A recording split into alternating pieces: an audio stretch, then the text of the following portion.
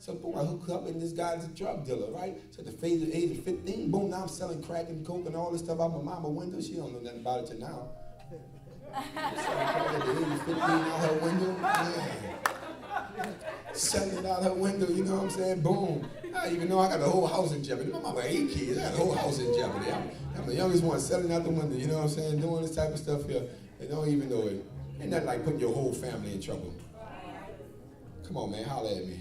You live your home. Ain't nothing like putting your whole family in trouble. And man, I'm telling you, I'm giving you my story. I'm closing.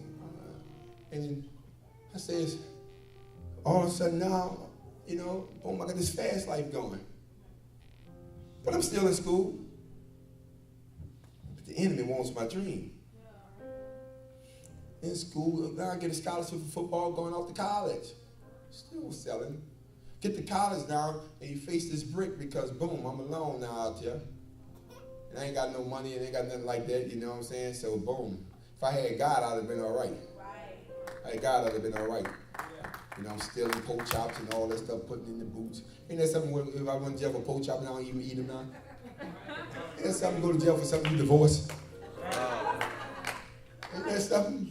To go all your life, 10 years in a relationship, 15 years in a relationship, then all of a sudden, boom, all of a sudden you ain't together no more. Ain't that something?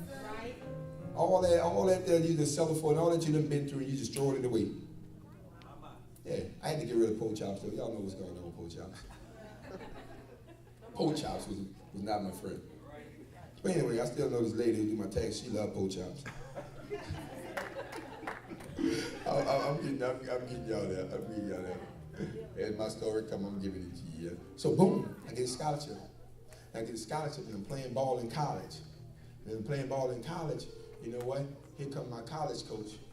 And well, here come my boy, and he says his daddy died, he's leaving school, so he's going back home. Y'all know how it is. That's my boy. I'm going my boy too. My boy leave, I leave.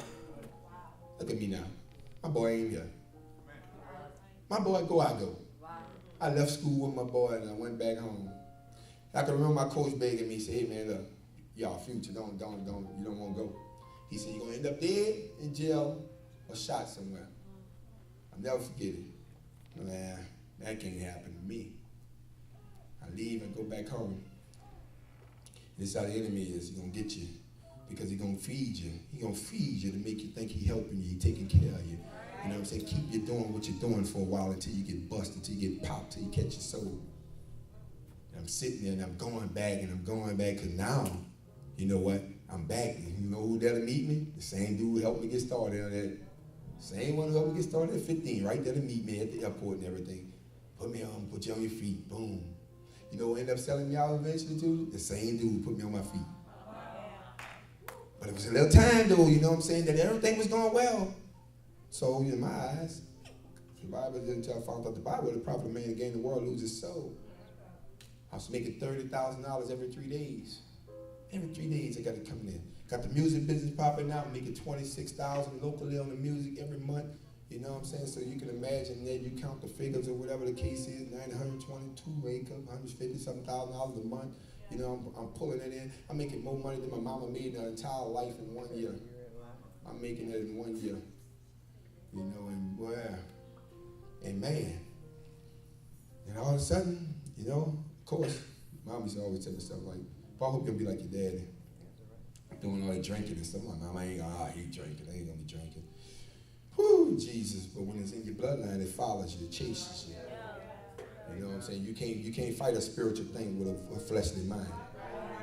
I ain't gonna be drinking. And sure enough, I ended up started drinking and doing all this type of stuff here. Boom. Not only that try to follow me. The same thing try to follow me is that I end up, when I cut my story short, I end up versus gambling, $26,000 losing at a night in a casino, losing all type of money. Had over 70-some cars now since I've been living. You know what I'm saying? Had over all this. I was reduced. This is what Pastor T was talking about. When you don't know nobody's story, you know what I'm saying? You gotta let people testify who know their own story. You know what hell people went through just to get to where they at. Just to get to where they at. And that's what she was talking about. So, you know, what was stripped down from 70-some cars to a stroller, making groceries out the stroller, hawking my kids and stuff, doing that type of stuff, having nothing, reduced to nothing. Because when God called you, he's going to strip you. Show you that that's what going to be nothing the enemy gave you. And But the enemy will never be able to give you more than he has for you. Woo, Jesus. So anyway, I was picking up my kids, picking up my two boys one day. I had told the enemy, watch this, I quit. Yeah. He said, it ain't just like that. You can't just quit on me. Right. You can't quit on me unless you got something to cover you. See, the only way you can quit on the enemy is you coming to God. That's right. Because God now is desired. God now is obligated to cover you, to keep you. Because you become a child of God. He got to protect his own. I give you two stories inside the same story. And so, boom, picking my kids up and showing up. I blow the horn for them to come outside. As they were coming outside, here comes somebody around the corner. And you know what? Two people walking around the corner. And you know what I'm listening to? I'm listening to Lil Wayne. It's a dirty world, but it still spins. I still remember that all of my life. You can't do nothing about it but try to live in it. They passed up my car. Here come one more with it and come straight to the side of my car in my window. I can see it, and I see the first bullet come out the gun. Pow! Shot through my window, dunked my head down. My kids ran back inside, and the other one started busting from the back. Cow, cow, cow. 9 bullets in my car. One hit me in my back. Pow! Bullet in my chest still today.